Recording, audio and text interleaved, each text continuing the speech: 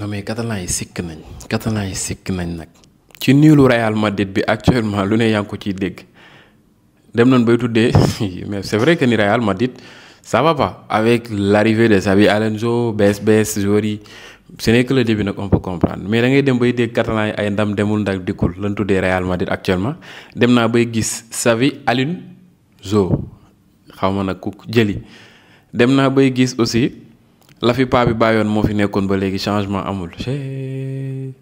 catalan yéen lu seen ab yoon yéen demoo leen coupe du monde des clubs qualifié leen qualifié Real mooy football ngeen bëgg cee dugal seen grain de sel ay waay sikk ngeen. C'est vrai que ni Real Madrid ce match qu'il a délivré aujourd'hui n'était pas satisfaisant Al Hilal tey ji on peut dire que ni il est beneen level la indil kooku de Real Madrid surtout ci côté animation offensive bi n'était pas au rendez-vous ci côté Real Madrid. On voyait pas quelque chose boo xam ne nii ça te donnait envie wala ça pourrait te donner confiance que ni yow en tant que bu doon yow fan merengue nga quoi que ni yow ce match tu vas le gagner avec la manière mais non.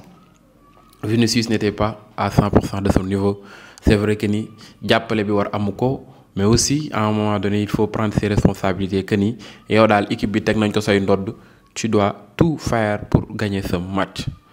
On peut dire que ni ci côté offensivement Gonzalo on a le petit bi nga xam ne moo dugal jóge ci Castilla bi moom moo wane loo xam ne nii xaw na dalab xel te ce gars là il est prometteur gëm naa ne avec le temps Xabi Alonso peut-être dina ko may quelques minutes mu ngi noone mais animation offensive bi n'était pas au rendez-vous ci côté kooku di Real Madrid mu ngi noone mu doon équipe boo xam ne c'est vrai que ni am na joueurs yu bees yu ne ci biir mais loolu warul firnde que ni vous devez faire un match mauvais. Mais nag ce n'est que le début avec le temps on va voir peut-être y aura des changements ci animation de jeu bi ci fond bi football bi mu ngi noonu mais aussi défensivement on a senti que ni ça a été ça va défense centrale bi peut-être les latéraux ça restait beaucoup Trent Alexander-Arnold yàgg naa leen wax que ni offensivement il peut beaucoup apporter au Real Madrid mais offensivement il peut beaucoup apporter au Real Madrid mais défensivement ay placement am dafa des ba ci Liverpool c'était comme ça. mu ngi noonu te Real Madrid actuellement am nañu attaquant yoo xam ne je ne pense pas que dinañ soxlaa benn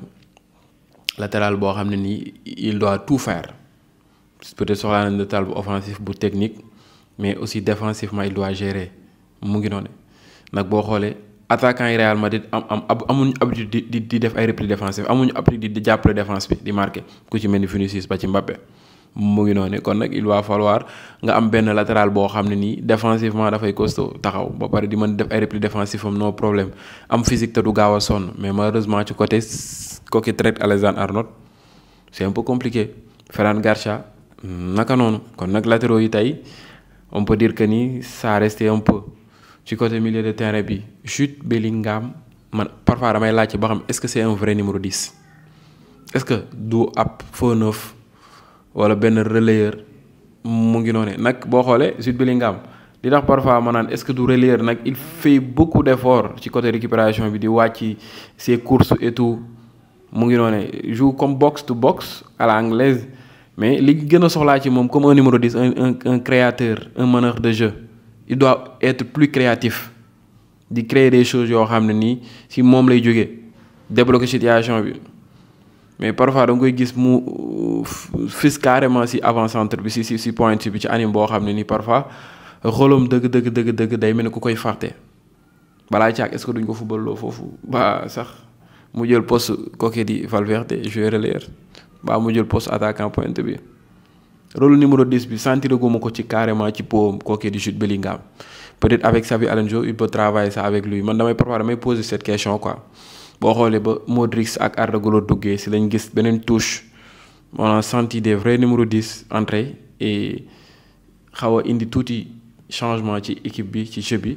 et c'était quelque chose boo xam ne c'était flagrant et c'était visible mu ngi noonu mu doon match boo xam ne nii le Real Madrid pouvait mieux faire mais ce n'est que le début compétition bu bees la mais nag Al Hilal il leur a montré que nii actuellement Ligue des fermiers maanaam championnat gétt maani tey ji ñoo leen tenir en échec yéen ñi nga xam ne yéen a fi nekkoon ay champion d'Europe ak ñoom seen en tout cas ça reste beaucoup et le Real Madrid doit beaucoup travailler balaa saison bi di jeex nag li ñu gis nii dalul ab xel de qu'on se dise la vérité li ma gis nii dalu la xel amélioration bu baax a baax mën naa am mu ngi noonee Valverde aussi arrêté un penalty. Valverde actuellement saison bi passé rek gis nañ jot na ci raté même chose mu ngi noonee mu doon joueur boo xam ne aussi il fait beaucoup d'efforts mais nag man jàpp naa ni créativité bi Toni Kroos am ak vision de jeu bi mu am ak ni mu mën a changer match peut-être nekkul ci Valverde. Valverde il est plus box to box il fournit beaucoup d'efforts ci côté récupération bi di jàppale ci marquage mais aussi c'est vrai que ni jeu rapide il le fait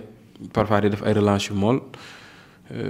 mais day def pressing aussi tamit ci équipe adverse bi pour ñu mën di def seeni relance normale mais li ne ci Toni Kroos carrément 100% Real soxlaa ko nekkul ci kooku di Valverde. Je vous conseille nag d'acheter un milieu relayeur. Tidiane rëcc na leen Angelo Stiller ce jeune il est talentueux def naa ci moom vidéo que ni il vous manque li ngeen soxlaa ci Toni Kroos gone gi yore na ko waaw mën na jouer ci petit espace mën na jouer jeu rapide ay relance am c'est autre chose kooku di Angelo Stiller. Tchouaméni ça va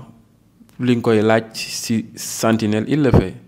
peut-être Sentinelle parfois on le dit que ni du jël ay responsabilités mu dépasser ay limites am c'est vrai. Comme le faisait Busquets, mais Busquets, Tchouaméni ne peut pas être Busquets, mais li ñu koy sant ci Sentinelle mu ngi koy def ki ñuy laaj kay muy dépasser ay limites am di wane plus di créer di wane jeunes yi mooy numéro 10 bi lañ koy gën di soxlaay wala soit relayeur bi moo xam muy Bellingham wala kookee ñu naan ko Valverde mais malheureusement pour eux on l'a pas vu surtout si match tey bi. mu ngi noonu ñu ngi xaar la suite mbir yi nan la nar a demee ak nan la ak naka la may ni xaar ci commentaire nan ngeen gisee premier match Real Madrid bi ak kooku di Al Hilal ci coupe du monde des clubs bi ak premier match Xavi Alonso ak premier match aussi tamit kooku ñu naan ko Trent Alexander-Arnold mu doon un joueur boo xam ne il a joué son premier match aujourd'hui de même que Oyshen moom it naka noonu ak le jeune Gonzalez bi nga xam ne il s'est montré aussi aujourd'hui a marqué un joli but. Avec une passe de kooku ñu naan ko Rodrigo mu ngi noonu un joueur boo xam ne tamit joueur bu am solo la pour kooku di Real Madrid Arda Güler ndeysaan moo ci narul am sens quoi vraiment man maa ngi koy xaar ñu may ko temps de jeu mais malheureusement c'est pas xaw ma nag lan mooy problème bi mu ngi noonu gars yi may na xaar ci commentaire yi c'était quoi le problème lan moo nekkoon kan moo nekkoon flop yi ci match tey bi ak ñan ñoo nekkoon top yi ngeen bindal ma ko ñu waxtaanee ko képp koo xam ne nag yaa ngi may seetaan te fekk na abonné go suma chaîne YouTube bu ko taay bësal bouton s'abonner bi ngay like di commenter di partager loolu ngeen ñu mën a soutenir bu baax a baax ba beneen yoon ci yeneen vidéo merci à vous jaa ngeen jëf sama gars yi bég naa ci yéen kontaan naa ci yéen yàlla na yàlla sàmm leen teg leen ci yoonu siraatal mustaqim jaajëf